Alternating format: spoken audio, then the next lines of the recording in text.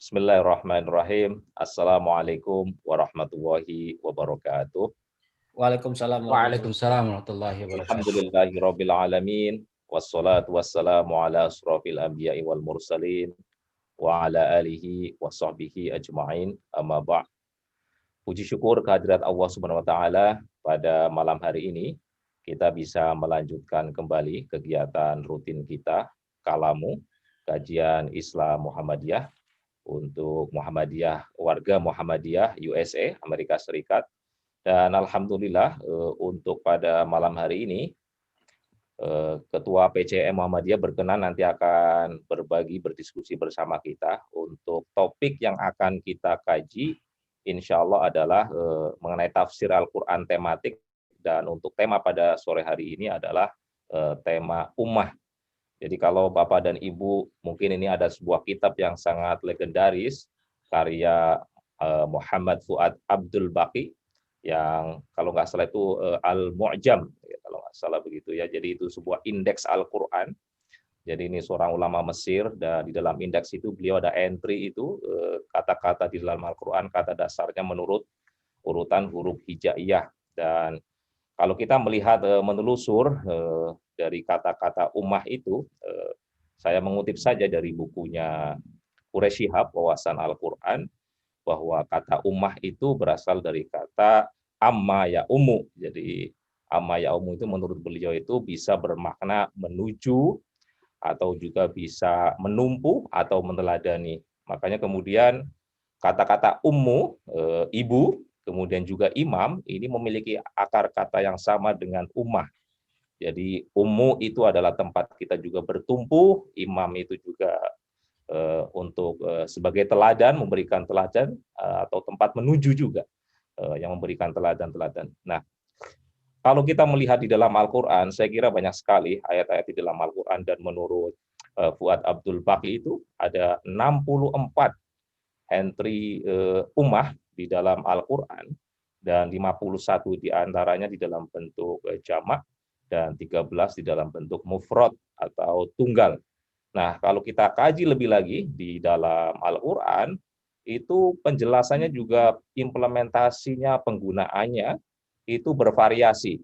Jadi kalau orang awam yang kita pahami bahwa umat itu yang menuju merefer kepada umat Islam, jadi kaum muslimin, itu salah satunya. Tetapi kalau kita lihat di dalam Al-Quran, kata ummah itu merujuk banyak makna, bisa bukan hanya manusia, bahkan termasuk di dalamnya hewan, jin, dan benda-benda lainnya, itu juga bagian dari ummah. Karena kalau kita misalnya salah satu ayat Al-Quran yang sangat terkenal gitu ya, kuntum khairan ummatin ukhrijat linnasi, jadi khairan ummah, jadi itu salah satu makna, jadi bahwa kita itu adalah umat yang terbaik.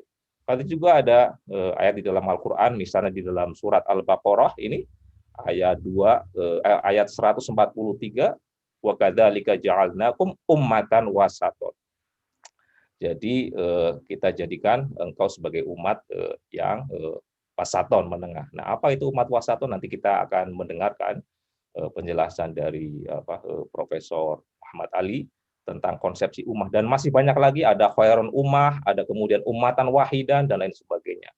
Nah, bagaimana kita kemudian menjelaskan konsep ini menurut Al-Quran, dan bagaimana implementasinya di dalam konteks modern, baik untuk konteks dunia barat maupun konteks Indonesia, dan bagaimana kita kemudian memahami ini untuk kemudian sebagai konsepsi kita di dalam beramal soleh dalam kehidupan sehari-hari. Saya kira itu pengantar saya, tidak perlu berpanjang-panjang. Saya persilakan untuk Profesor Ali untuk menyampaikan uraiannya dalam 45 menit ke depan. Nanti setelah itu sambil nanti Prof. Ali menjelaskan, mungkin Bapak dan Ibu sekalian jika ada pertanyaan bisa langsung dicatat di chat ini, atau nanti juga setelah nanti ada forum tanya jawab, nanti Bapak dan Ibu bisa langsung berbicara melalui speaker di Zoom ini. Saya kira itu pengantar saya. Silakan Prof. Ali. Bismillahirrahmanirrahim. Assalamualaikum warahmatullahi wabarakatuh. Alhamdulillahirabbil alamin, wassalatu wassalamu ala asyrafil anbiya'i wal mursalin wa ala alihi wa sahbihi ajma'in, amma ba'd. Mas Imam Subhan yang kita sama-sama hormati, teman-teman pengurus dan seluruh peserta pengajian kalamu yang rutin kita lakukan. Alhamdulillah pada kesempatan sore, malam, atau pagi di tempat masing-masing kita masih diberikan kesehatan dan waktu yang luang untuk kita sama-sama mengaji dan mengkaji Al-Quran. Dan kebetulan minggu ini, hari ini saya senang sekali bisa ikut berbagi dan mudah-mudahan nanti sama-sama membahas satu kata yang menurut saya sangat kompleks seperti tadi sudah didahului oleh Mas Imam, ya baik sekali, yaitu kata ummah atau umat dan seterusnya. Pertama-tama mungkin ada pertanyaan mengapa kita harus bahas ini ya, mengapa kata ini bukan yang lain ya.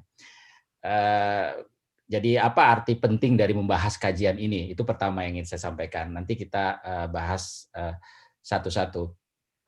Yang pertama karena ternyata khususnya saat ini ya, umat Islam baik itu di Indonesia, di Amerika, di Timur Tengah, di mana saja, itu sering menggunakan kata ummah dengan maksud yang sangat berbeda satu sama lain. Jadi perbedaan makna ini, perbedaan penggunaan ini sesuai dengan pemahaman, penafsiran, dan kepentingan masing-masing. Ini menurut saya menjadikan kita harus berpikir sebetulnya Quran itu bicara ummah itu dalam makna yang apa, makna yang seperti apa saja. Jadi kita kembali kepada Quran untuk mengetahui bagaimana Al-Quran menggunakan kata ini secara berbeda-beda. Jadi keragaman dan berbagai kompleksitas itu menjadi sangat penting. Misalnya begini, ada kitab yang mengatakan misalnya Islam itu adalah din wa daulah misalnya nih ya, agama dan daulah, agama dan negara. Jadi dalam Islam agama dan negara itu ada kesatu-satuan. Tapi di respons ya, oh bukan, Islam itu bukan agama dan daulah, tapi ad-din wal ummah. Nah, jadi agama dan ummah. Nah, ini kan ada pemaknaan kata ummah yang dibedakan dengan kata daulah. Kalau daulah ini kita bicara dalam konteks modern ya. Daulah itu negara, tapi kalau ummah itu komunitas. Artinya komunitas yang tidak ada hubungannya secara langsung terhadap sistem politik tertentu ya, dalam hal ini daulah atau negara. Ini contoh saja ya. Jadi kata ummah ini itu satu. Yang kedua, kata ummah sering digunakan dalam konteks muslim global. Jadi global muslim itu biasanya kalau dalam kajian di barat ataupun di mana-mana ya, yang kita sebut dengan umat Islam itu artinya global, umat Islam secara global yang melampaui. Jadi umat Islam global, komunitas muslim global melampaui identitas-identitas lain, identitas negara bangsa, identitas partai, identitas golongan, identitas ormas dan seterusnya dan seterusnya. Jadi ummah itu dianggap komunitas Muslim yang melampaui semua itu, ya. Itu yang kan menarik jadinya. Jadi dalam konteks global. Nah, itu yang kedua. Yang ketiga, ternyata kata ummah juga digunakan untuk berbagai kepentingan kajian-kajian. Jadi kajian di barat itu luar biasa ternyata tentang kata ummah ini. Misalnya begini, salah satu kajian yang kita sebut sebagai orientalis tentang ummah itu banyak sekali sudah ya. Itu yang mereka sebut ummah itu komunitas tribal community. Ini tribal community artinya kata ummah sudah digunakan sebelum Al-Quran dan ummah digunakan untuk komunitas tribal, komunitas apa ya, tribal itu suku ya. Jadi ummah itu komunitas suku yang tidak ada hubungannya dengan komunitas agama atau spiritual. Jadi ketika Al-Quran datang nih, kajian orientalis banyak sekali kajian itu, saya hanya meringkas saja. Bagi mereka ya, Montgomery Ward dan lain-lain salah satunya, itu ummah menunjukkan ke komunitas yang tribal, komunitas kesukuan, ras ya, komunitas ras. Ummah adalah ras tertentu atau komunitas berdasarkan ras tertentu. Nah, ini digunakan oleh sebagian orientalis untuk mengatakan bahwa ketika Islam menjadi satu ummah, itu sebetulnya umat Arab gitu. Jadi Islam itu bukan agama, tapi sebagai anutan atau anutan orang Arab, sebagai respon terhadap Yahudi. Ya, nah ini kan jadi menarik begitu bagi kalangan yang mengkritik bahwa sebetulnya yang disebut umat Islam itu bukan umat believer, bukan umat beriman, tetapi lebih kepada umat sebagai umat Arab gitu, pengikut dari Ismail ya, Ismail gitu, Abraham, Ismail. Kalau yang Yahudi itu Ishak, maka yang Muslim itu, yang Arab itu adalah keturunan Ismail. Nah ini kan digunakan, jadi ternyata menarik sekali gitu. Nah sekarang dalam konteks Quran ternyata nggak begitu gitu. Kalau kita bahas Quran nanti kita bahas satu persatu. Ternyata kata ummah ini memiliki makna yang cukup berbeda, tetapi ada common trait, ada ciri yang cukup umum di dalam pemakaian ummah dalam Quran. Baik, kita bahas satu persatu ya. Ummah itu dalam beberapa, yang tadi sudah disebutkan, ada sekitar 60-an penggunaan kata lebih ya malah ya, umat. Sekitar 50-an ya kata umat dalam singular, dalam bentuk singular, ummah. Ada beberapa belasan yang dalam bentuk plural. Saya akan share ayat-ayatnya dan kita bahas satu persatu. Oke, sebentar. Bisa share screen ya? Oke. Oh, bisa host. Bisa jadikan co-host, maaf. Pak Arif, silakan Pak Arif. Mas Ali dijadikan co-host. Ya, sudah. Oh, sudah, terima kasih. Baik. Oke, sebentar. Ini sudah masuk ke ya. Baik. Nah, sudah bisa dilihat ya. Jadi kalau kita lihat, pertama nih, Quran itu kita tahu muncul di Mekah dan Madinah ya. Kita sudah tahu itu. Kata ummah yang paling pertama disebut itu menurut ya asbabun nuzul dan urutannya itu later Mekah. Jadi periode Mekah akhir. Periode Mekah akhir digunakan untuk orang kafir Quraisy yang kemudian merefer bahwa mereka adalah ummah ya, ummah zaman dulu begitu, ummah zaman dulu. Tapi kebanyakan dari kata ummah digunakan periode Madinah. Jadi seluruh kata ummah kalau kita lihat seluruh ayat yang terkait dengan ummah yang ada kata ummah, mulai Al-Baqarah, Ali Imran, An-Nisa, Al-Maidah, Al-An'am, Al-A'raf, Yunus, Hud, Yusuf, Ar-Ra'd dan seterusnya, An-Nahl, Al-Anbiya, Al-Hajj, itu semuanya turun dalam periode Madinah. Ini menarik kan, penting. Artinya apa? Ada pemahaman ummah itu sebagai himpunan. Jadi makna yang core-nya adalah himpunan. Nah, himpunan ini pada umumnya diartikan sebagai macam-macam ya. Ada jamaah, jadi himpunan manusia, tapi juga ada himpunan hewan ya.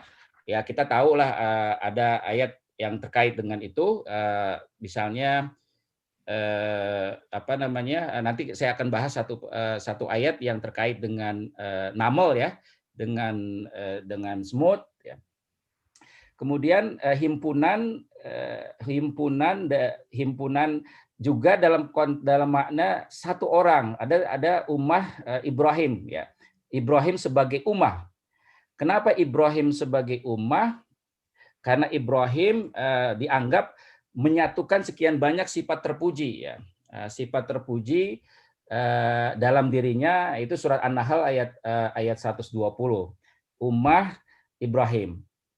Bahkan ummah juga dalam tafsir yang kita bahas, saya nanti akan bahas tafsir At-Tabari contoh saja.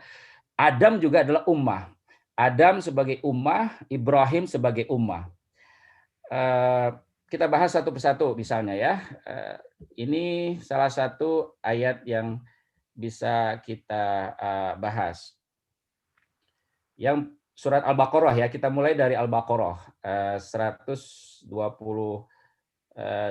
ya. Nanti silakan kalau ada yang ingin membuka Al-Baqarah 128. A'udzu billahi minasyaitonir rajim. Rabbana waj'alna muslimaini laka wa min dzurriyyatina ummatan muslimah laka wa arina manasikana wa tub alaina innaka antat tawwabur rahim. Ini tentang Ibrahim dan Ismail ya, berdoa Rabbana waj'alna muslimaini, ya Tuhan kami, jadikanlah kami muslimaini, dua orang yang muslimain, yang berserah diri, laka kepadamu, wa min dzurriyyatina, dan keturunan-keturunan kami. Ini menarik ya, ummatan muslimah. Nah, dalam tafsir At-Tabari, ummatan muslimah di sini ada beberapa penjelasan. Di situ dikutip ya, At-Tabari itu tafsir Ibnu Jarir At-Tabari ini salah satu tafsir awal ya, abad ke-9 yang banyak mengumpulkan pendapat para sahabat ya, perbedaan pendapat di antara para sahabat tentang ayat-ayat, dan kemudian biasanya Tabari itu melakukan tarjih gitu ya. Ini menurut saya yang paling kuat, tapi dia menyebutkan banyak pendapat. Ini salah satu ciri dari tafsir At-Tabari. Nah, banyak itu pendapat di situ. Misalnya keturunan Ibrahim dan Ismail itu keturunan yaitu orang Arab. Ya, salah orang Arab. Jadi Ismail turun kemudian orang Arab. Jadi doa Ibrahim ini dan Ismail, ya Allah jadikan keturunan kami yaitu orang Arab, ini salah satu tafsirannya, ummatan muslimah, umat yang muslimah, laka wa arina manasikana, berserah diri kepada kamu ya Allah, wa arina manasikana, dan tunjukkan kami manasik. Manasik ini juga ditafsirkan macam-macam, cara beribadah termasuk secara khusus cara haji dan seterusnya, manasik, makanya haji sering kali kita sebut sebagai manasik, ritual-ritual, wa tub alaina, dan kami bertobat, wa tub alaina, dan ampuni kami, innaka antat tawwabur rahim, engkau maha penerima taubat dan maha penyayang. Ini satu pemahaman ummah muslimah di sini, keturunan Ibrahim dan Ismail yaitu orang Arab, dan tentu saja Muhammad sebagai nabi itu adalah salah satu dari bagian dari ummah muslimah di sini. Ya, ini satu arti dari ummah muslimah yang kita tarik dari Al-Baqarah 128. Kita lanjutkan ya. Makna lain dari ummah yang mungkin juga ada dalam Quran di sini ya, tilka ummatun qad khalat laha, itu umat yang telah lampau. Biasanya juga disebutkan misalnya ada nabi-nabi sebelum Muhammad, mereka sebagian dari umat-umat nabi itu menerima kenabian mereka, sebagian lagi menolak kenabian mereka, dan biasanya Al-Quran mengatakan tilka ummatun qad khalat. Mereka adalah umat-umat terdahulu, mereka akan bertanggung jawab terhadap sikap dan perilaku mereka, kamu juga akan bertanggung jawab terhadap perilakumu. Jadi kamu tidak ada urusannya dengan mereka. Nah, ini biasanya beberapa ayat yang terkait dengan ummah masa lalu itu seperti itu ayatnya. Nah, yang menurut juga saya menarik adalah ketika umat diberikan kata sifat ya. Kata sifat selain tadi muslimah, ummah muslimah, juga kata sifat seperti wasato. Nah, ini yang menurut saya perlu kita bahas secara lebih panjang ya. Ummah wasato dalam ayat ini ya, yang bisa Anda lihat, wa kadzalika ja'alnakum ummatan wasata litakunu syuhada'a 'alan nas wa yakuna ar-rasulu 'alaikum syahida, dan seterusnya. Dan kami jadikan kalian ummah wasato, ummah wasato. Wasato, ummah di sini komunitas, umat, kumpulan orang, bukan hanya satu ya dalam konteks ini. Wasato. Nah, kan konteks wasato ini secara asalnya itu artinya khiyar, ya baik, ya. Umat yang baik sebetulnya. Tapi karena kemudian baik itu biasanya yang biasa, yang tengah-tengah, kemudian tafsirannya itu adalah kalau adul. Jadi ummah adula, jadi umat yang adil. Umat kemudian muncul penafsiran yang lebih panjang lagi, umat yang di tengah, posisi yang di tengah, dan lebih panjang lagi ternyata tengah ini dipahami macam-macam. Dalam beberapa tafsir, konsep ummah yang wasato ini, ya, pemahamannya ada dua. Pertama, memang ini adalah identitas sebagai umat Muhammad, ya. Umat Muhammad itu pasti dia wasato. Itu satu, pasti wasato, pasti tengah-tengah. Pemahaman yang kedua, tidak mesti. Jadi kalau dalam tafsir itu disebut bisyarat, ya, ada ini syarat. Kalau kamu melakukan ini, ya, maka kamu akan menjadi wasato. Jadi ada yang conditional, ada yang apa disebutnya itu extensial. Jadi memang sudah pasti umat Muhammad itu tengah-tengah gitu. Tapi pemahaman yang kedua tidak mesti. Tidak otomatis ya umat Nabi Muhammad itu umat tengah-tengah. Kalau misalnya kamu melakukan ini, ta'muruna bil ma'ruf wa tanhauna dan seterusnya, nanti itu yang khair ummahnya, tapi konteksnya syarat. Nah, yang menarik adalah di sini juga tafsirannya cukup banyak ya sebetulnya mengenai umat wasato ini. Para mufasir juga berbeda pendapat. Saya akan sebutkan beberapa pendapat yang ada dalam mufasir awal sebelum kita bahas yang sekarang. Umat wasato dalam pemahaman Muqatil bin Sulaiman dan Mujahid, ini abad ke-8 ya, salah beberapa sahabat yang penafsir awal mengatakan bahwa ummah wasato itu artinya audulat, adlan, adil, tengah-tengah. Karena Nabi Muhammad itu confirm the previous revelation. Nabi Muhammad itu mengkonfirmasi wahyu-wahyu sebelum dan kemudian memperbaharui wahyu-wahyu mereka dan memperbaiki kesalahan-kesalahan sebagian mereka yang tidak taat, tidak patuh dan menolak hukum-hukum Allah. Sehingga Nabi sekarang ya ummatan wasato menjadi penengah gitu. Jadi penengah dari umat-umat terdahulu yang sudah dianggap menyimpang dari yang seharusnya, yang adil, yang tengah-tengah, yang benar. Nah, kalimat ini ya tidak ada hubungannya dengan pemahaman selanjutnya, pemahaman modern yang menyebutkan misalnya Yahudi dengan Nasrani. Meskipun memang sebagian penafsir klasik itu menyebut ya bahwa Yahudi itu kepada ifrat ya berlebihan, kemudian Nasrani itu dianggap kekurangan. Jadi terlalu legalistik, terlalu kepada hukum, kemudian Nasrani itu hanya spiritualitas, hanya kasih misalnya, hanya ajaran spiritualitas. Nah, Islam ummah wasato di tengah. Nah, pemahaman di tengah Yahudi Nasrani ini ada memang di dalam tafsir klasik ya. Tetapi itu bukan satu-satunya pemahaman para mufassir. Ibnu Katsir memang menyebutkan itu. Jadi hubungannya dengan kiblat. Ya. Kalau kiblatnya Yahudi itu ke Maghrib ya, kalau kiblatnya Nasrani itu ke Masyrik. Tapi ummah wasato itu di tengah-tengah. Nah ini juga menarik ya, tafsir abad pertengahan memahami ummatan wasato antara kaum Yahudi dengan kaum Nasrani. Tafsir modern, ini saya masih membahas tentang ummah wasato dulu ya. Tafsir modern seperti Muhammad Abduh, Abu Ala al-Maududi, Sayyid Qutb, itu memperluas lagi makna ummah wasato ini.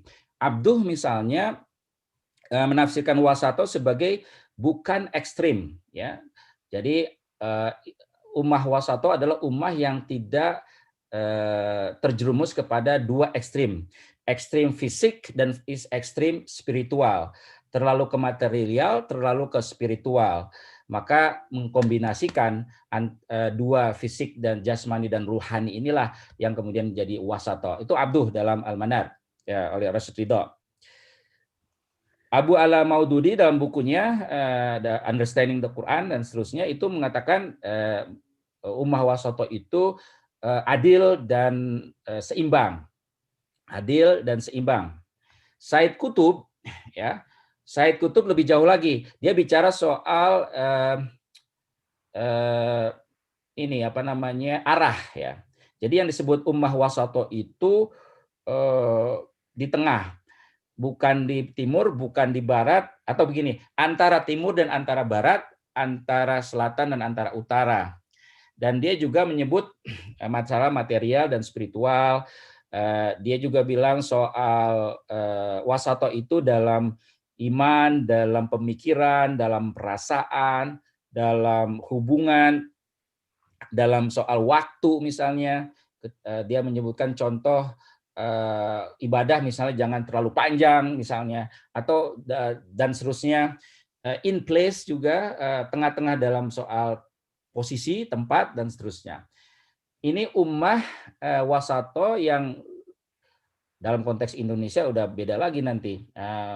Itu juga menurut saya salah satu nanti kita bisa diskusikan konsep moderasi Islam atau moderasi agama dalam konteks Indonesia juga adalah proses pemahaman kontemporer berdasarkan tentu saja pada Al-Quran, tapi sudah dalam konteks Indonesia ya. Misalnya bahasa-bahasa seperti umat tengah-tengah itu adalah umat yang bukan liberal dan bukan radikal misalnya. Jadi ini umat itu kan sudah pemahaman modern ya, pemahaman kontemporer soal liberal dengan radikal di tengah-tengah moderat.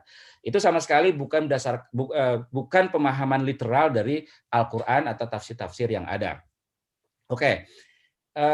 Ummah juga punya sifat selain dari sifat wasato tadi, surat 5 ayat 66, ummah muqtasidah.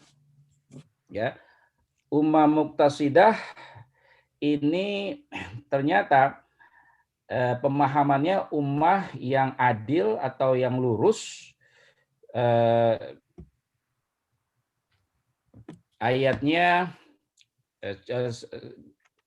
itu 66 ya, surat 5 ayat 66.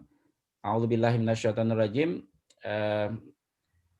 Walau annahum aqamut taurata wal injila wa ma unzila ilaihim mir rabbihim la akalu min fawqihim wa min tahti arjulihim minhum ummatun muqtasidah wa katsirun minhum sa'a ma ya'malun.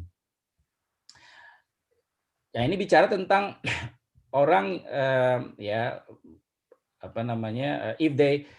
kalau mereka misalnya menjalankan Taurat, mereka menegakkan Injil dan apa yang diturunkan kepada mereka dari Tuhan mereka, la'akalu min fawqihim wa min tahti arjulihim, mereka juga akan mendapatkan kebahagiaan gitu dari atas, dari bawah. Minhum ummatun muqtasidah, sebagian mereka ummah. Nah, sebagian mereka adalah golongan orang yang benar. Tapi wa katsirum minhum sa'a ma ya'malun, sebagian besarnya mereka buruk ya perbuatan mereka. Nah, artinya apa? Ummah itu bukan hanya terhadap ummah Muhammad, tapi juga ummah Yahudi, ummah Nasrani, ummah yang lainnya. Dan ternyata juga muqtasidah salah satu sifat yang juga bisa dikenakan kepada sebagian orang-orang Yahudi dan orang-orang Nasrani itu. Kalau mereka menjalankan apa yang kitab-kitab yang diturunkan kepada mereka. Ini salah satu saja bahwa ummah itu tadi sudah disebutkan oleh Mas Imam, bukan hanya Muslim, tapi juga bisa digunakan untuk ummah Yahudi, Nasrani, dan seterusnya. Dan tadi dalam ayat yang terkait dengan kafir Quraisy itu terkait dengan ummah pada zaman dulu juga artinya apa? Ummah juga bisa ditujukan kepada pemeluk penganut agama-agama kepercayaan sebelum Nabi Muhammad di Mekah. Itu bisa digunakan itu. Kita sudah bicara berarti makna ummah cukup banyak ya. Kalau kita kembali lagi kepada muqtasidah, itu tafsirannya juga banyak ya. Muqatil bin Sulaiman itu menyebut bahwa Yahudi yang dianggap muqtasidah itu adalah Yahudi yang masuk Islam, seperti Abdullah bin Salam dan seterusnya. Tapi Ibnu Abbas itu tidak harus orang Yahudi yang masuk Islam. Dia menyebut nama selain Abdullah bin Salam itu Buhaira, kemudian itu Raja Nejus dari Abisinia, juga Salman Al-Farisi yang juga kalau Salman Al-Farisi itu yang masuk Islam ya, tapi Buhaira dan Nejus ya itu kan tidak menerima Muhammad, tidak menerima Islam, tapi mereka bagian dari muqtasidah, ummah muqtasidah. At-Tabari menyebut bahwa orang-orang Yahudi dan Kristen yang benar-benar menjalankan kitab mereka itu ummah muqtasidah sebelum datangnya Nabi ya, atau At-Tabari menyebut sebelum datangnya Nabi. Tapi juga Al-Qurtubi ya ini menyebut, tafsir Al-Qurtubi menyebut ummah muqtasidah itu those among the people of the book who did not convert to Islam, mereka ahlul kitab yang tidak masuk Islam, but who nevertheless did not cause any harm or nor did they jeer, and God know best. Ini Jamil Ahkam. Artinya mereka memang tidak masuk Islam, tapi mereka tidak menyebabkan kerusakan kepada umat Islam, tidak membahayakan umat Islam. Nah, kurang lebih gitu. Did not cause any harm nor did they jeer Muslims. Jadi mereka tetap dengan agama mereka, tapi mereka tidak menyakitkan, tidak membahayakan umat Islam. Muhammad Abduh itu lebih reformis lagi. Mu'tadilah itu artinya bagi dia mau Muslim, mau Jews, Christians dan Muslim itu sama saja posisinya. Bisa muqtasidah, bisa tidak. Bagi dia yang penting adalah standarnya, standar moral and ethical, ya standar akhlak. Apakah mereka menjalankan standar akhlak dan mereka mengikuti kitab suci yang diturunkan kepada mereka. Itu Muhammad Abduh. Hamka menyebut ummah muqtasidah dan ummah wasato itu juga lebih kontekstual lagi dalam konteks Indonesia ya. Saya tidak ingin bahas banyak, ini ada banyak tafsir yang terkait dengan itu. Saya sebut saja Pak Quraisy ya, tafsir Misbah tentang ummah muqtasidah. Memang ada di antara Yahudi dan Nasrani yang tidak membenci umat Islam. Mereka tetap adil dan objektif melihat Islam dan mereka itu bagian dari apa yang disebut oleh Al-Qur'an ummah muqtasidah. Baik, itu ummah wasato dan ummah muqtasidah. Lalu apalagi yang kita bisa bahas dari konsep ummah ya? Nanti itu bisa kita lanjutkan lagi kalau ada yang bertanya tentang itu. Ayat lain yang terkait dengan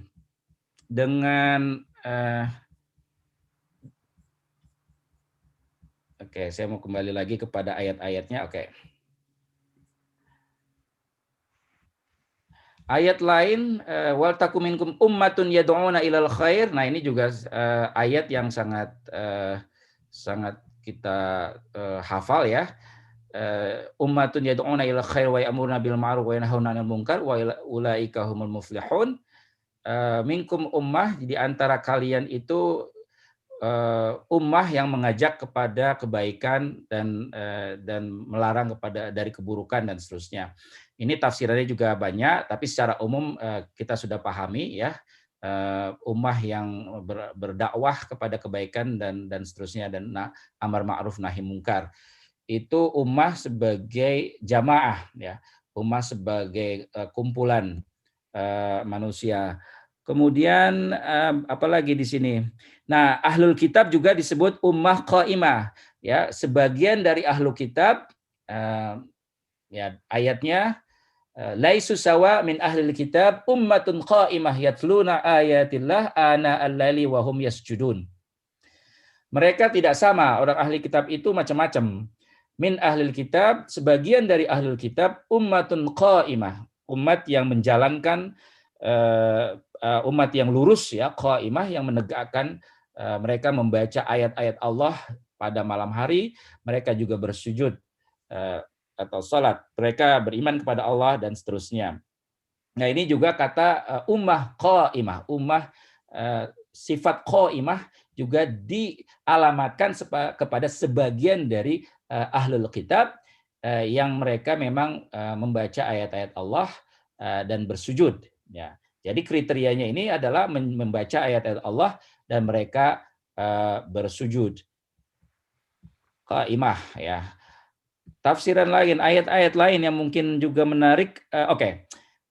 Ummah wahidah. Nah, ini juga menarik ya. Kata ummah wahidah.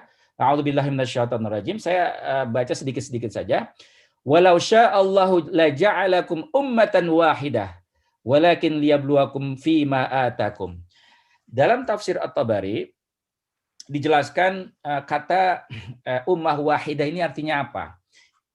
Beberapa tafsir yang dia sebut, ada Mujahid, ada Ibnu Abbas, dia sebut ya beberapa pernah. Pertama, ummah wahidah itu agama yang satu. Jadi awalnya dalam tafsir mereka sebelum ada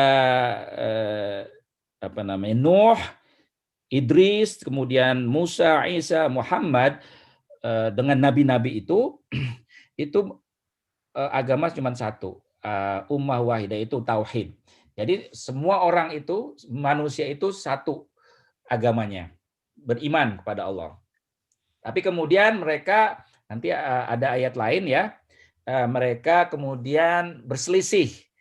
Nah, karena mereka berselisih itulah maka diturunkanlah nabi-nabi ya untuk menjadi hakim dalam perselisihan-perselisihan mereka. Gitu. Jadi itu satu pemahaman ummah wahidah. Yang kedua, ummah wahidah itu mereka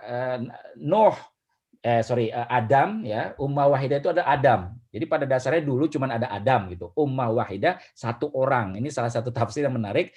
Jadi ummah itu bukan himpunan atau komunitas, tapi ummah wahidah itu satu orang, yaitu Adam. Dulu awalnya manusia itu cuma satu gitu. Ummah wahidah. Itu beberapa tafsir yang disebutkan oleh At-Tabari. Nah, kemudian mereka berselisih, manusia berselisih. Karena manusia berselisih, maka kemudian muncul nabi-nabi.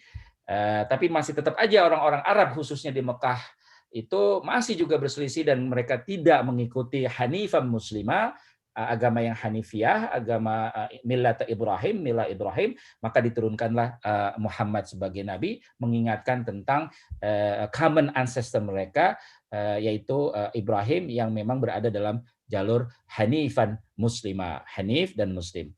Nah, ini konsep ummah sebagai Adam ya, juga salah satu makna ummah. Oke, saya masih ada sekitar 10 menit kalau tidak salah. Lain lagi apa ya ayat yang mungkin kita bisa bahas? Oke, walikulin ummatin ajal. Itu juga ada beberapa yang mirip ya. Setiap umat itu punya waktu.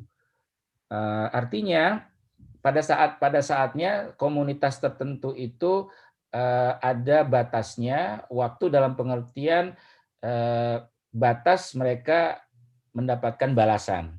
Jadi balasan kebaikan atau balasan keburukan, apakah ditimpa musibah dan seterusnya, setiap ummah itu punya akhir ya. Dan akhir itu adalah balasan masing-masing. Ada yang memahami bahwa balasan itu di dunia ya, bahwa umat-umat itu juga mengalami balasan di dunia ya. Terutama umat-umat terdahulu dengan banjir, dengan wabah, dengan gempa bumi dan seterusnya. Misalnya dalam tafsir. Tapi juga ada yang mengatakan semuanya juga pada akhirnya nanti di hari akhirat akan dibalas ya. Setiap umat itu pasti dibalas. Nah, apalagi yang saya kira bisa kita bahas. Nah ini juga sama, kana nasu illa ummatan wahidah fakhtalafu. Nah ini surat Yunus ya ayat 19 sama tadi, bahwa dulu umat itu satu, kemudian mereka berbeda pendapat.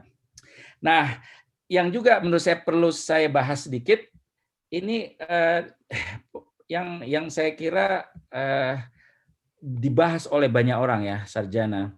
Walikulli ummatin rasul. Setiap umat itu ada rasul. Nah ini tafsirannya juga secara umum mainstream penafsiran itu sebelum Nabi Muhammad.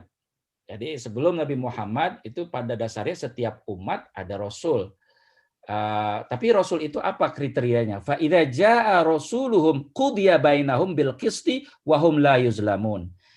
Orang yang diutus ya rasul ini dia akan menegakkan sesuatu dengan adil. Jadi figur tokoh pemimpin yang menjalani keadilan. Wahum la yuzlamun, dan mereka tidak dizolimi. Mereka artinya tokoh yang berbuat adil.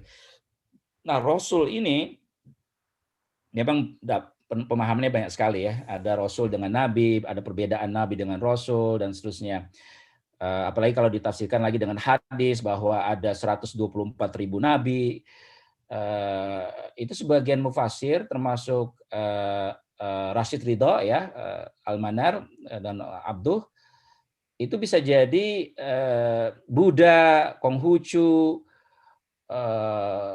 yang bukan di peradaban Semite ya, di Arab dan Semite ya, itu bisa jadi mereka salah satu dari nabi itu atau rasul itu. Nah, ini juga bisa jadi nanti agak kontroversial ya pemahaman seperti itu. Tapi tafsir itu ada di Abduh kalau kita baca. Contoh memahami ummah, bahwa setiap ummah pasti ada rasul gitu. Kan menarik itu. Kenapa peradaban besar seperti Cina atau peradaban besar seperti Persia atau peradaban besar seperti India, mereka tidak punya nabi dengan bahasa mereka gitu. Nah, ini juga tafsiran yang bisa jadi kita bisa kita diskusikan lagi. Tapi prinsipnya walikulli ummatin rasul, bahwa setiap ummah ada rasul, itu ayat yang sangat menarik, jelas, straightforward, dan bisa kita diskusikan lebih lanjut. Oke, apalagi yang mungkin tentang umat ini, ya prinsipnya umat yang saya sebut fikuli umatin rasul itu di sini ani abudullaha wajtanibut taghut. Nah, itu biasanya kriterianya. Jadi rasul yang dimaksud dalam umat yang ada diturunkan setiap umat itu menyembah Allah dan meninggalkan taghut. Nah, taghut ini bisa ditafsirkan biasanya dalam tafsir syaitan atau keburukan, kemungkaran dan seterusnya. Faminhum man hadallah wa minhum man haqqat alaihi dhalalah. Nanti sebagian orang itu ada yang mendapatkan petunjuk, sebagiannya tetap dalam kesesatan. Nah, ini tafsiran dari bahwa setiap umat itu ada rasul. Jadi rasul yang bagaimana gitu. Nah, itu nanti bisa kita bahas lagi. Oke, mungkin ada beberapa menit terakhir saya akan sama sih. Jadi banyak, meskipun kata umat itu banyak sekitar 50-an, tapi pada maknanya itu mirip-mirip ya. Ada yang beberapa ayat tapi maknanya mirip ya. Saya kira itu yang pentingnya itu. Saya kira itu. Ya. Jadi sekarang kesimpulan saya sebagai ringkasan saya, kata umat dalam Quran ini,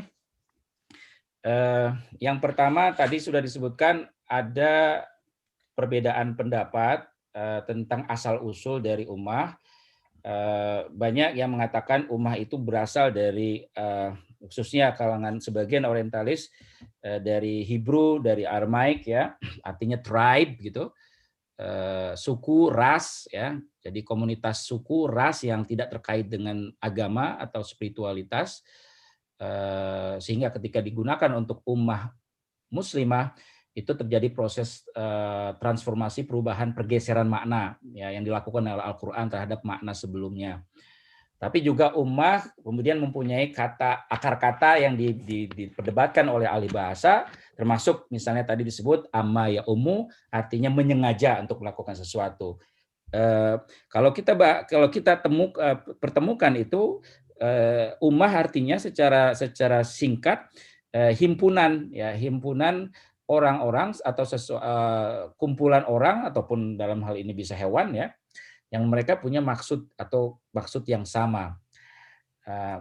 Bisa jadi dalam konteks ini, dalam konteks Quran itu ummahnya dalam konteks ummah muslimah atau ummah agama, dalam konteks spiritualitas atau agama, bukan semata-mata ras atau suku. Itu yang pertama. Meskipun kata ummah terkait dengan kata ibu ya, bahkan imam juga dikaitkan dengan kata itu, dan seterusnya. Yang kedua, yang bisa kita jadi artinya leluasa ya, makna ummah itu banyak ya, agak fleksibel. Nah, kalau kita bahas zaman sekarang, kata ummah dan ummah wasato, makna wasato juga mengalami perubahan, mengalami ekspansi makna ya, perluasan makna. Wasato itu tengah-tengah itu seperti apa? Apa makna wasato? Ternyata tafsir cukup kaya ya. Dari awal sampai tafsir sekarang itu cukup kaya mengenai apa yang disebut dengan ummah wasato. Dan yang terakhir, kalau kita hubungkan dengan konsep nation ya, nation atau bangsa, tentu saja Quran punya konsep lain seperti syu'ub wa qabail ya. Ya ayuhan nas inna khalaqnakum min dzakari wa untha wa ja'alnakum syu'uban wa qabaila lita'arafu. Di situ konsepnya sya'ab dan qabail. Nah, itu biologis gitu ya. Jadi kalau kata lain seperti syu'ub ya, biasanya kemudian ada kata qaum, itu biologis gitu. Jadi lebih cenderung biologis. Kaum, sya'ab, qabail itu biologis. Tapi kalau ummah itu menurut saya dari membaca berbagai itu bukan sekedar biologis, bahkan lebih kepada maksudnya, lebih kepada community-nya. Jadi bukan biologisnya, tapi kata ummah itu lebih kepada keterikatannya. Jadi baik itu keterikatan agama, spiritual, keterikatan maksud yang sama, dan seterusnya. Karena itulah ummah memiliki banyak sifat, termasuk tadi muqtasidah, qaimah, muslimah, wasato, bahkan khairu ummah, itu semuanya adalah sifat-sifat yang dipakai untuk ummah. Jadi ummah itu menurut saya lebih bersifat mental, psikologis, moral, spiritual ya, ketimbang biologis ya. Makanya ketika kita bahas tentang negara bangsa, konsep ummah menjadi menarik ya kalau kita hubungkan. Apa hubungan antara ummah dengan bangsa, dengan nation, bahkan lebih lagi dengan nasionalisme, misalnya hubungan dengan ummah Islam muslimah dalam konteks global dan spiritual religius, itu kita hubungkan dengan konteks nation state yang ada geografisnya, yang punya boundaries, itu yang punya batasan-batasan geografis, bahkan paspor, KTP dan seterusnya. Sejauh mana itu kita negosiasikan. Nah, itu mungkin bahan diskusi. Hubungan antara ummah dengan identitas-identitas kebangsaan dan identitas lain, termasuk jamaah, organisasi, partai, dan lain-lain sebagainya. Nah, itu menurut saya bisa kita diskusikan. Saya kira itu saja. Mohon maaf agak panjang nih, sekitar 45 menit. Saya menunggu masukan dari kawan-kawan semua. Assalamualaikum warahmatullahi wabarakatuh. Waalaikumsalam warahmatullahi wabarakatuh. Bapak Ibu sekalian, kita sudah mendengarkan tadi paparan dari Ustadz Profesor Muhammad Ali tentang tafsir tematik ummah di dalam Al-Quran. Dan kalau kita mendengarkan tadi secara seksama, saya kira kita sudah bisa menduga seperti halnya sarjana-sarjana sekolah lainnya memang tidak akan menuntun kita pada sebuah doktrin tertentu, tapi membuka diskursus baru untuk kita berpikir tentang ummah. Jadi kalau kemudian ditanya, nah kalau menurut Mas Ali ummah itu seperti apa? Jadi kalau Bapak dan Ibu semakin bingung, alhamdulillah artinya ada proses berpikir tentang makna ummah, dan itu berarti Mas Ali sudah berhasil istilahnya memprovokasi pikiran kita untuk bisa berpikir, karena memang kita diperintahkan oleh Al-Quran untuk berpikir. Dan kalau memang Bapak dan Ibu tadi juga sudah saya kira mendengarkan uraian yang cukup komprehensif, mulai dari kalau boleh saya kemudian kategorikan, kita bisa tinjau ummah itu dari secara etimologis, terminologis, kemudian juga teologis, ya kan? Bisa juga kita lihat dari secara sosiologis. Tadi misalnya saya jadi ingat tentang kitab Muqaddimahnya dari Ibnu Khaldun juga bicara banyak tentang ummah, dan memang di sana bicara soal asobia sangat penting, yaitu keterikatan emosional di antara kelompok-kelompok manusia dalam satu kelompok. Dan juga saya kira juga tadi terakhir ayat yang dikutip oleh Mas Ali sangat menarik. Kalau kemudian kita baca surat Al-A'raf ayat 34 bahwa walikulli ummatin ajal, kalau saya terjemahkan secara bebas bahwa setiap peradaban ada masanya, kayak gitu, atau setiap umat itu memang ada masanya. Dan kalau kita lihat secara historis, misalnya dulu Romawi pernah jaya, kemudian diganti Persia, Persia pernah jaya diganti Romawi, kemudian muncullah peradaban Islam juga kemudian pernah jaya, kemudian diganti peradaban Barat, kemudian juga sekarang mungkin muncul peradaban Cina yang kemudian mulai menggeliat. Jadi kalau kita tafsirkan secara bebas, tapi saya beri kesempatan kepada Bapak dan Ibu jika ingin berkontribusi untuk diskusi kita, insya Allah, dan silakan bebas mau menanggapi apa saja, boleh bertanya atau berkomentar. Dan saya kira di Zoom ini juga saya lihat ada Ustadz Samsi Ali, mungkin beliau juga bisa urun rembuk juga tentang konsep ummah ini dalam perspektif beliau, atau Bapak dan Ibu yang lain. Silakan Imam Samsi Ali. Baik, Assalamualaikum warahmatullahi wabarakatuh. Waalaikumsalam warahmatullahi Maaf wabarakatuh. kalau begini bentuknya nih. Gak Ini apa-apa, Dr. Ali mirip Kiai NU kelihatannya kalau lagi. Saya jarang dipakai. Tahu nggak kenapa? Karena belum cukuran, Ustaz. Baik, saya tadi on and off ya, tapi saya sempat mengikutin. Tapi pastinya memang membahas ummah ini sangat dalam, sangat luas sekali. Kalau kita melihat kata ummah itu memang berasal misalnya dari kata amma, ya ummu juga masuk kategori imam tadi sempat disebutkan, dan juga ummatun, artinya ummi, maaf umum. Jadi dari situ bisa kita lihat bahwa kata ummah itu mengandung makna yang sangat luas, termasuk imam, dan nanti saya akan berikan beberapa rujukan itu. Dan juga ummun, fa ummuhu hawiyah, artinya apa? Ummah itu salah satu maknanya adalah memang berarti rujukan. Nah, kenapa Ibrahim disebut sebagai ummatun qanitah? Karena rujukan dalam kekanitan itu, rujukan tauhid. Ya, sehingga tiga agama yang mengaku agama tauhid ini merasa merujuk kepada Ibrahim sebagai ummah, ummatun qanitah itu, karena memang rujukan gitu. Ummah tentunya juga berarti kumpulan, ya. Makanya disebutkan tadi walau sya'allahu la ja'alakum ummatan wahidah. Kalau Allah berkehendak, Allah menjadikan kamu satu kumpulan saja. Jadi tidak perlu ada kumpulan Kristen, Yahudi, Hindu, Buddha, semua kumpulan satu saja. Dalam arti satu kumpulan. Nah, kumpulan ini tentu bisa dikategorikan umat ketika pertama punya rujukan yang sama. Maka ketika kita ambil secara spesifik umat Islam, tentu rujukan kita sama. Apa itu? Quran dan Sunnah.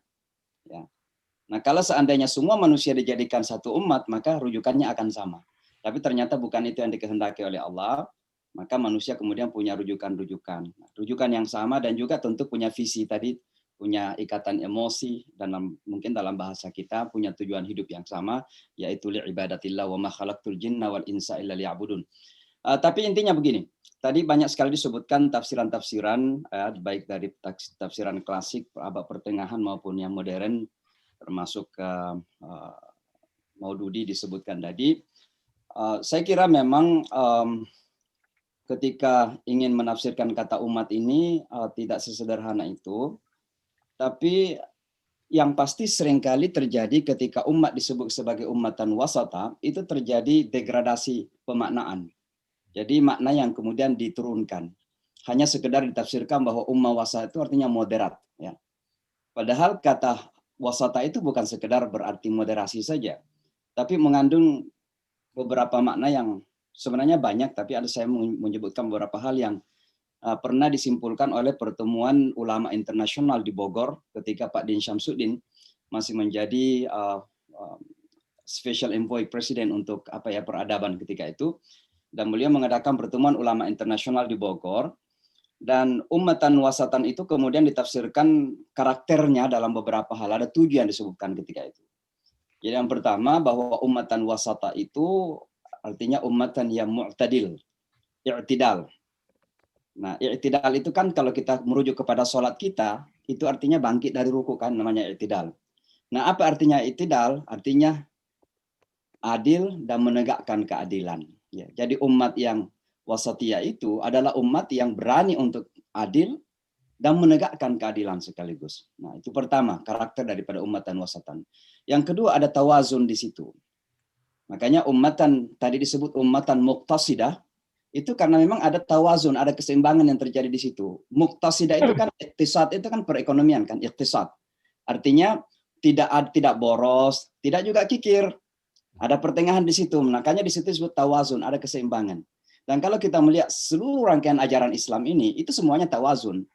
Dari konsep teologis saja misalnya, ada agama-agama yang terlalu eksoteris, menampilkan Tuhan dalam bentuk penampilan-penampilan fisik. Tapi ada agama yang sama sekali tidak mau, hanya bersifat esoteris. Nah, sementara Islam ini menampilkan Tuhan dalam bentuk apa? Ada ayat yang mengatakan begini, laisa kamitslihi syai' wa huwas samiul basir. Jadi seolah-olah Tuhan itu nggak boleh sama sekali ditampilkan secara fisik, tapi pada saat yang sama, sifat-sifat Allah ditampilkan seolah-olah ada fisik di situ. Sami'un, mendengar, berarti ada pendengaran. Basirun, melihat. Tapi tidak sama dengan yang lain. Nah, di sinilah kita lihat keseimbangan ini dalam menampilkan bahkan konsep teologis. Itu tawazun ya, banyak contoh-contoh yang bisa kita berikan. Nah, makna daripada wasatiyah yang lain ada artinya tasamuh di situ. Ya, itulah moderasi yang sering kita samhah ya, bahwa Islam itu toleran dan lain sebagainya, dan kita bisa banggalah baik sejarah maupun juga bukti-bukti ya. Dan yang lain ya, tentu ummah wasatiyah juga bermakna syura. Ya. Nah, itulah mungkin konsep yang terdekat kepada konsep syura sekarang adalah demokrasi. Mau diakui atau tidak, ya kenyataannya begitu. Bahwa konsep demokrasi menjadi bagian dari karakteristik ummah wasatiyah itu. Lalu kemudian ada islah, wal takum minkum ummatun yad'una ilal khair, itu kesimpulannya islah, amar ma'ruf nahi mungkar. Artinya perbaikan. Ummah wasatiyah itu artinya umat yang selalu membuat perbaikan. Nah, itu diaplikasikan dalam bentuk amar ma'ruf nahi mungkar. Ya, wal takum minkum ummatun yad'una ilal khair wa ya'muruna bil ma'ruf ya, wa yanhauna 'anil munkar wa ulaika humul muflihun itu. Lalu yang keenam itu ummah wasatiyah juga bermakna al-qudwah. Makanya ummatun khairu ummah itu karena untuk menjadi khair ummah ya harus menjadi contoh tauladan, al-qudwah, maka harus ada ketauladanan di situ. Ya. Dan yang terakhir sekali, tadi banyak disebutkan bahwa Indonesia punya konteks ummah sendiri. Ini tidak bisa lagi kita ingkari. Pentingnya ummah wasatiyah dalam konteks al-muwatanah, dalam konsep nasionalitas. Ya, ini tidak bisa. Jadi orang masih bermimpi untuk mendirikan global khilafah, yaitu mimpi. Tapi kenyataannya sekarang ya kita punya nasionalitas, kita punya kebangsaan. Maka ummah wasatiyah tidak bisa lagi dilepaskan dari kebangsaan itu. Ya, oleh sebab itu kita jangan lagi memaksakan konsep-konsep yang ya mungkin sudah tidak sejalan. Ya, maka sekali lagi ummah wasatan itu sebenarnya sangat relevan dengan keadaan kita sekarang, dan ini masih banyak lagi sungguhnya. Terima kasih Dr. Ali, mirip betul dengan kiai-kiai dari Jawa ini. Terima kasih Kiai. Aduh, terima kasih banyak. Saya senang sekali. Terima kasih. Ya, baik. Silakan Bapak dan Ibu, kalau ada yang mau berkomentar atau bertanya, silakan menuliskan di chat ini. Ini Bang Duta ini biasanya ini bertanya ini. Belum ada suaranya Bang Duta. Silakan Bang Duta. Bang Duta sehat? Alhamdulillah sehat. Alhamdulillah. Saya dengar aja, dengar. dengar aja. Gimana kopi di Florida, Pak Duta? Cak Kustin tuh, Kustinnya bawa kita dengar tuh komentarnya Oh tuh. iya, Cak Kustin. Dr. Kustin. Cak Kustin ini Kiai NU ini, Cak Kustin. Saya pendengar aja, Pak. Terima kasih. Aduh, jangan dong, Cak Kui. Mas Rofik silakan. Urun rembuk lah Mas Rofik Ayo ini. silakan. Mungkin banyak yang belum kita ini, silakan.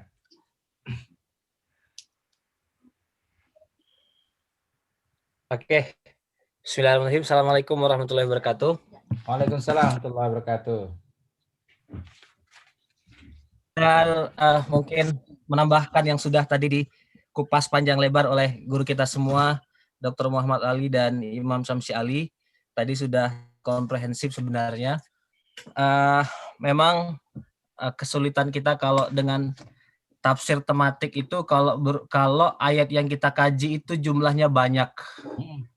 Kalau yang sekarang kan tadi disebut oleh Mas Ali, kata ummah dalam bentuk mufradnya ada 50 gitu. Ya. Nah, jadi artinya kita harus mencari titik temu gitu ya. 50 kata itu digunakan merefer ke apa. Nah, itu jadi satu kesulitan tersendiri dibandingkan dengan misalnya tafsir tahlili yang hanya kita fokus pada one particular ayah gitu.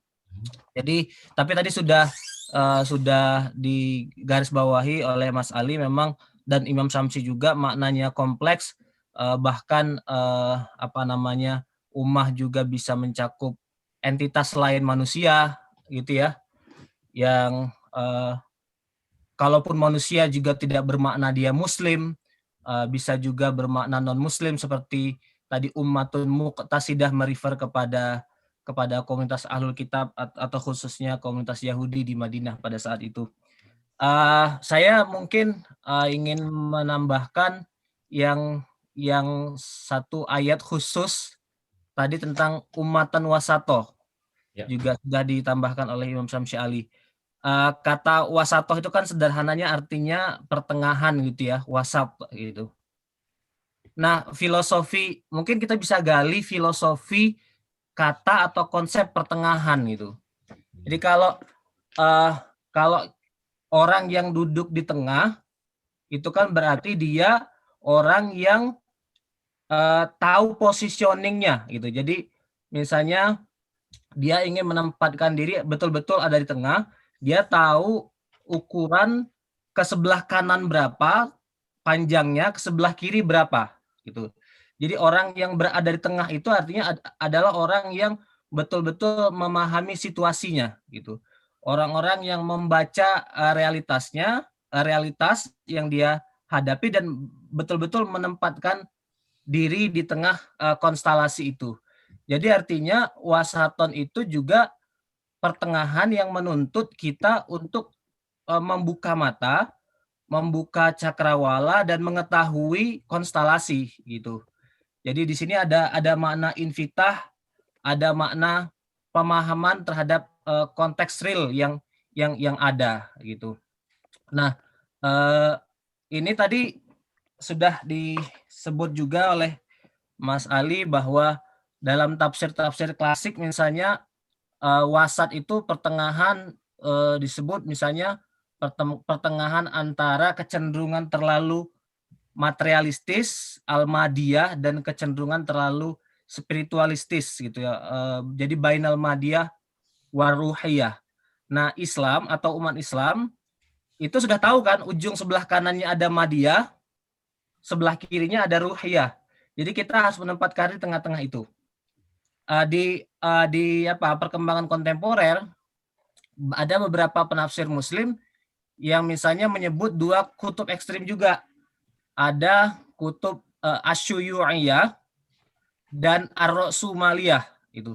Ini terutama tafsir-tafsir yang muncul ya katakanlah pada periode perang dingin lah, ketegangan antara blok komunisme dan blok kapitalisme gitu. Nah, Islam jadi dianggap sebagai suatu cara berpikir atau apa bisa nggak disebut sebagai ideologi perspektif yang berada tidak la ilaha ula, jadi la syarqiyah wala ghorbiyah gitu. Jadi tapi ini berarti apa titik temunya? Kalau yang klasik tadi mencontohkan al-madiyah waruhiyah, yang kontemporer baina asyuyu'iyah warasumaliyah. Hemat saya titik temu dari tafsir-tafsir itu adalah Islam itu menjadi agama pertengahan, artinya agama yang menjadi alternatif gitu. Jadi bukan sekedar meletakkan diri secara geografis, secara posisional di tengah-tengah, tetapi memberikan tawaran, memberikan solusi gitu. Jadi artinya ummatan wasato itu artinya adalah kita bisa maknai Islam sebagai kekuatan alternatif. Maknanya bisa bisa macam-macam, bisa dipahami sebagai ideologi alternatif atau bisa peradaban alternatif atau kebudayaan alternatif gitu. Tapi dari filosofi dari kata wasat itu sendiri menuntut kita untuk memahami situasi, kemudian kita memberikan suatu tawaran yang proaktif dan yang betul-betul menjadi solusi gitu.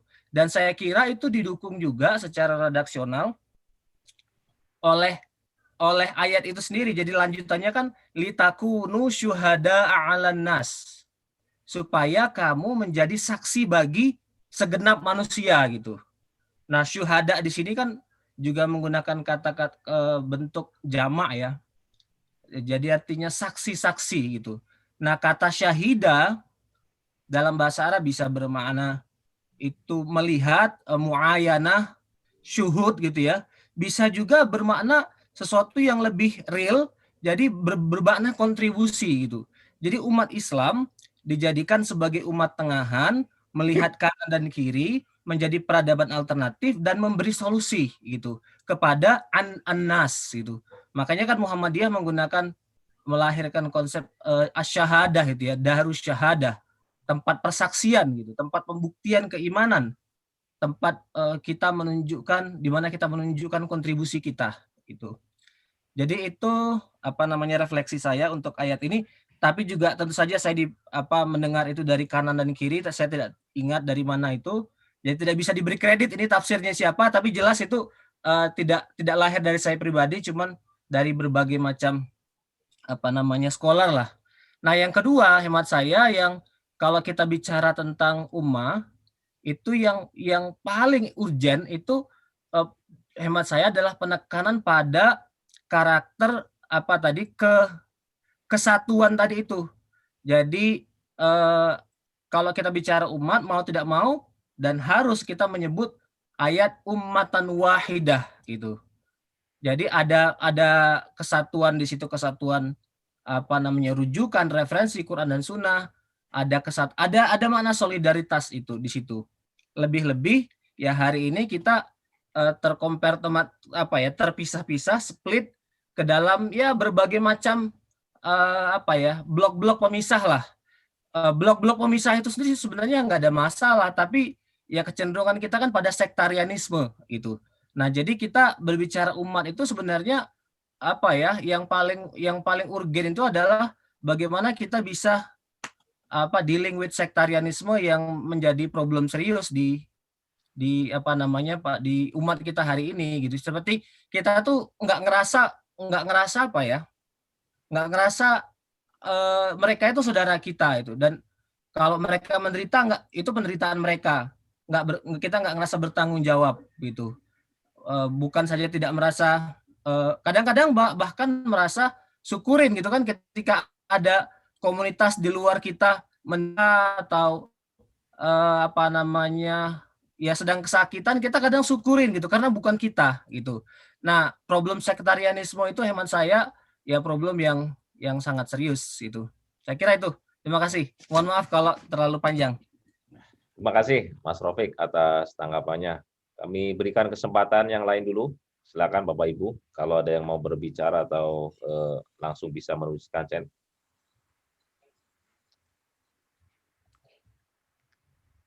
Ini dari siapa ini? Kirim pertanyaan ke host Bu Isnas. Ke Mas Ali atau ke siapa ini yang pertanyaannya ini? Yang langsung ke host. Saya nggak menerima pertanyaan ini. Oh, sebentar.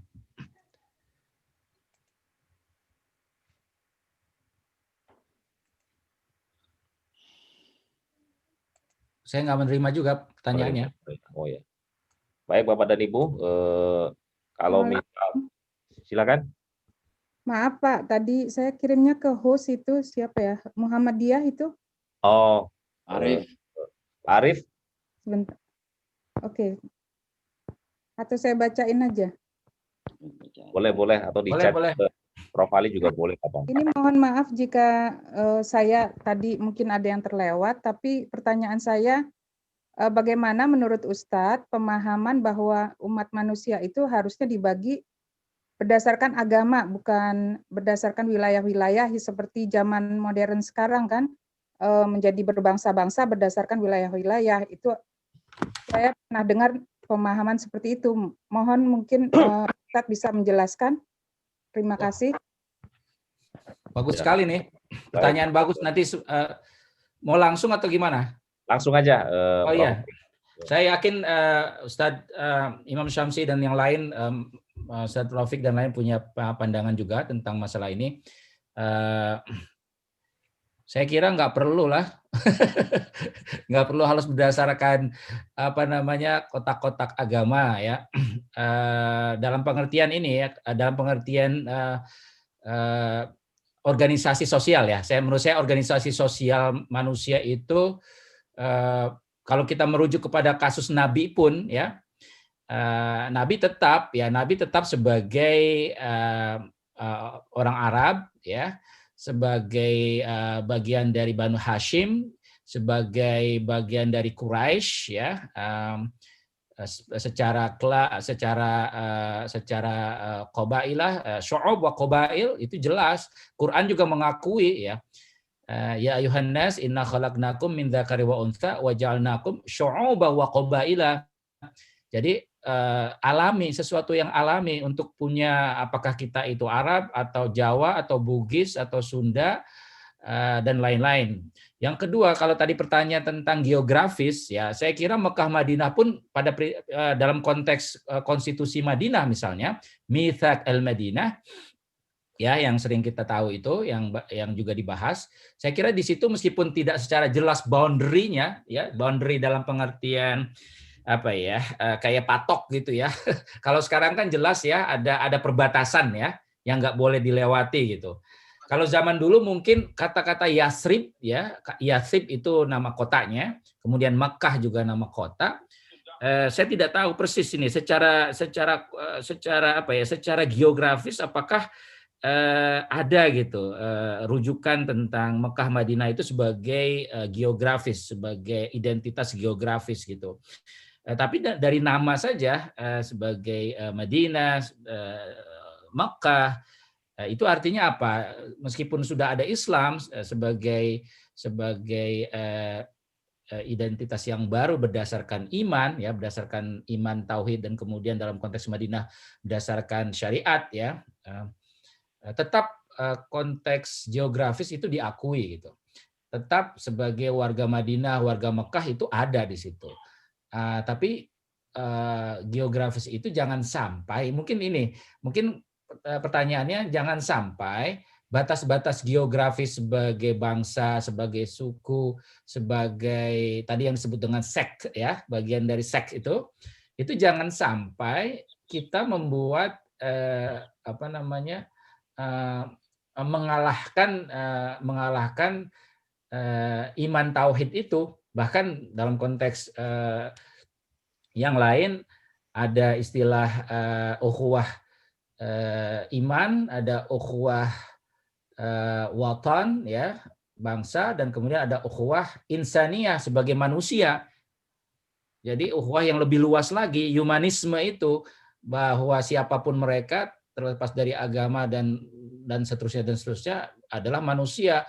Dan dalam Quran semua manusia itu, Bani Adam itu karamna gitu, mulia. Walaqad karramna Bani Adam. Itu artinya apa? Konteksnya layer, jadi multiple identities jadinya. Jadi multiple identities itu nggak apa-apa gitu. Layer, lapisan-lapisan identitas itu menurut saya tidak masalah gitu. Lapisan identity itu nggak masalah, asal jangan misalnya ta'assub itu, atau dalam konteksnya ta'assubiyah with iyah ini. Jadi fanatism atau fanaticism dalam bahasa Inggris. Jadi fanaticism itu adalah sikap yang berlebihan. Jadi sikap yang berlebihan, keterikatan yang berlebihan terhadap identitas-identitas sektarian tadi yang berdasarkan geografi, yang berdasarkan suku, bahkan laki-laki dan perempuan juga nggak boleh, lebih mulia. Dan yang membedakannya adalah ujung-ujungnya takwa. Inna akramakum indallahi atqakum. Jadi kriterianya kriteria moral, kriteria moral, bukan kriteria sektarian tadi itu. Ini memang menurut saya pertanyaan yang sangat bagus, tapi saya cenderung tidak setuju kalau misalnya kita harus dikotak-kotakan berdasarkan agama. Sama seperti misalnya sepak bola, saya nggak mau berdasarkan agama gitu. Sepak bola biarin dah antar klub atau antar negara cukup gitu. Jangan nanti sepak bola kesebelasan Islam, kesebelasan Kristen gitu. Jangan, atau kesebelasan. Ini contoh aja gitu. Maksud saya adalah sekedar ilustrasi bahwa memang nggak ada apa-apa gitu. Jadi nggak apa-apa kita punya identity. Asal jangan sampai memang Al-Quran menarik sekali nih. Quran itu menurut saya banyak sekali yang pas gitu. Banyak orang yang farihu ya. Jadi mereka itu bangga dengan hizb mereka, partai mereka, kelompok mereka. Ini yang farihu itu, yang bangga dengan kelompok mereka itu dikritik sama Quran, tapi bukan hanya kritik menurut saya, itu memang alami gitu. Orang-orang itu pada secara natural kata Allah itu memang mereka merasa bangga dengan apa yang mereka miliki gitu.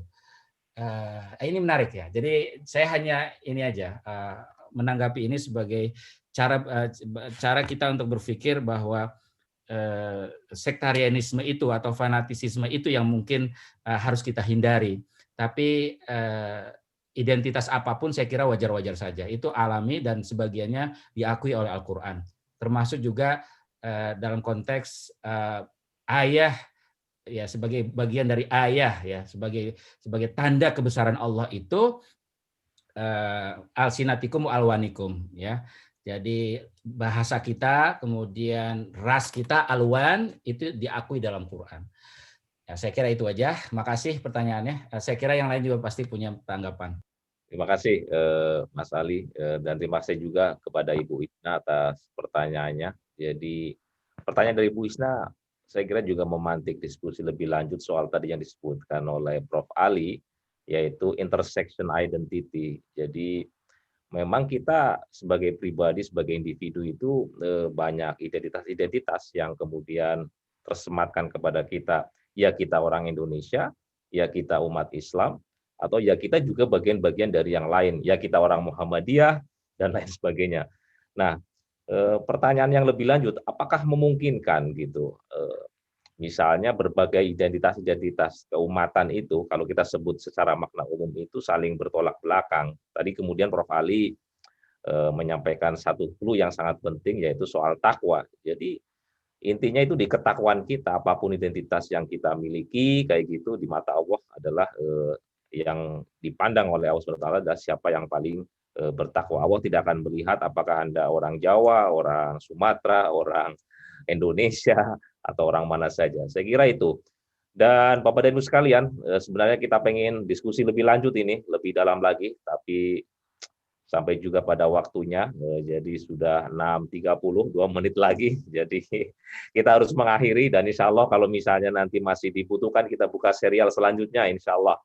Jadi, dan sebelum kita tutup, kita juga menyampaikan terima kasih kepada Imam Samsi Ali, kepada Mas Rofik, yang sudah berkenan sharing, kemudian juga Prof. Ali yang berkenan mengisi pada sore hari ini. Sebelum kita tutup, kami mohon kepada Prof. Ali untuk membaca doa penutup. Silakan.